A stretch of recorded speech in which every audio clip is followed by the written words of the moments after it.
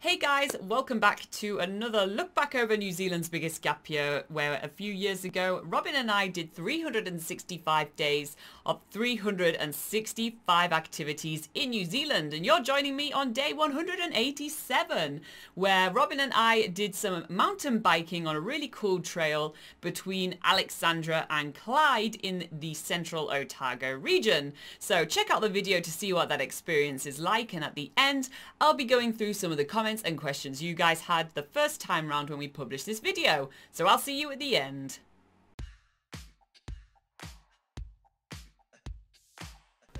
This morning we are heading to the historic town of Clyde, where we are joining the team from Bike It Now, who are going to be renting some mountain bikes off to do the Clyde to Alexandra River Trail. After we finished looking at the map of where we're going to be going today, Duncan is taking us outside to show us our bikes that we're going to be renting. It's well kitted out with a lot of accessories, helmets, mini computer, a day pack on the back, and then we are hitting the river trail. So first we need to bike through the really lovely and quaint town of Clyde, cross over a historic bridge, and then we're onto the river trail.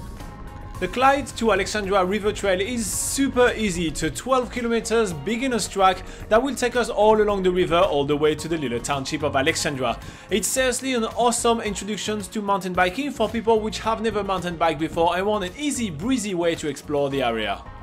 Although it's quite a quiet trail, and most of the time Laura and I feel that we have the trail all to ourselves, we pass a few locals which are mountain biking on the same trail as well. They are all kitted up and geared up with their ultimate mountain biking gear, so it looks like even professionals will have fun along this track as well.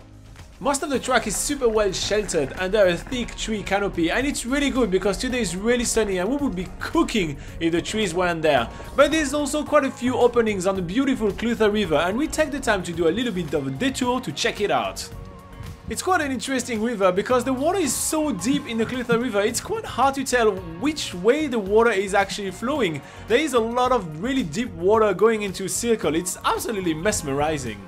Back on the track, we start to get some speed as there's quite a lot of really short downhill sections, which is really fun to do. And along the way, there's a lot of relics from the gold mining era. So there's these huge drills that have been left here, which actually are protected under conservation law. So when you see them, you can look at them, but you can't touch them.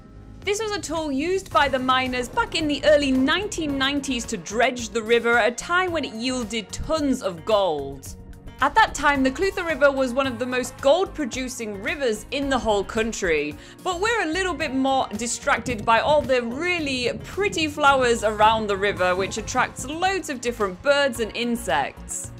Although right here in spring it's a beautiful time to do this bike trail, we've heard that in autumn, when every single tree alongside the river are of a different color, it is even better. We've been on the bike long enough now to appreciate how really good those bikes are. It felt a little bit weird when we were fitted individually to our bikes when renting them with Bike It Now, but now I really understand how good it makes the whole ride. We feel super comfortable on our bike, there is no strain on our muscles, it is just perfect. And that's really showcased the passion of all the people in Central Otago for mountain biking. Central Otago is one of the main mountain biking regions in New Zealand, with heaps of awesome rides all over the place. The most popular one of them being the Otago Central Rail Trail, which is over 150 kilometers long, going through river gorges, viaducts, tunnels, very small township. It's a former railway route which is definitely worth biking if you've got the time for it.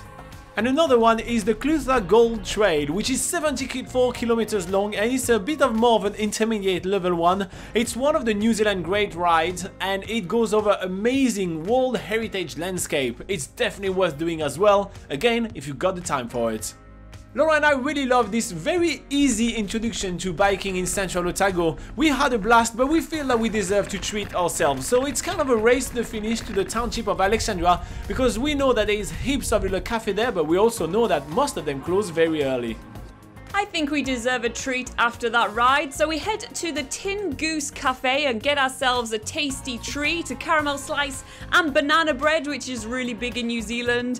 And it seems like we are really starting to mingle with the locals here in Alexandra, and these little birds are absolutely not afraid to come right up to you and take the food right from your hand. I feel like I am one of the Disney princesses right here. Today, woo, we're going on a bike ride along the Clutha River. Woo! Look at me.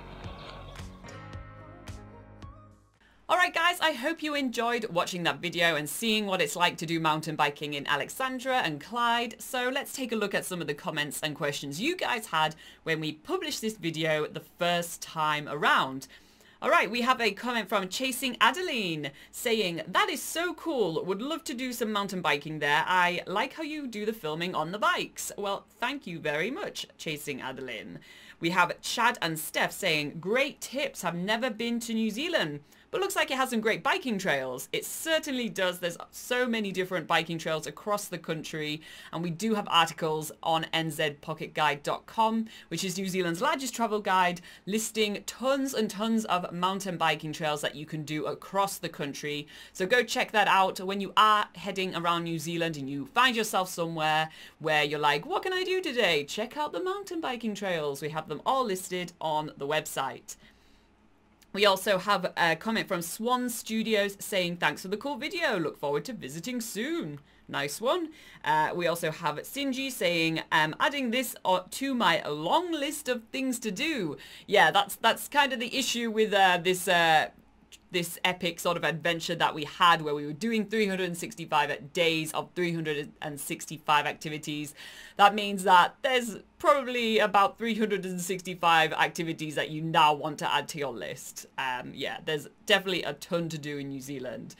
And then we have a cheeky comment from Cheeky Kent saying, "Why are you yelling?" Well, we were trying to find our feet during these early videos of New Zealand's Biggest Gap Year, where we were trying to see how was the best way to do some narration over our videos. And yeah, we do get a little bit over enthusiastic and a little bit passionate. So, I mean, nowadays we tone it down, but don't hate us for our enthusiasm, please.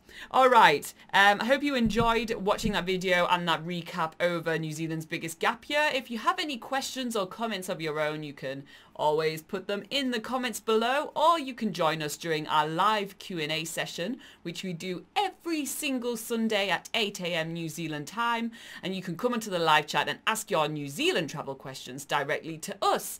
Another way to get your questions answered is to simply go over to NZPocketGuide.com, where there's thousands of articles to help you plan the perfect trip to New Zealand. Otherwise, always check out more videos on our channel, and I will be seeing you in the next video.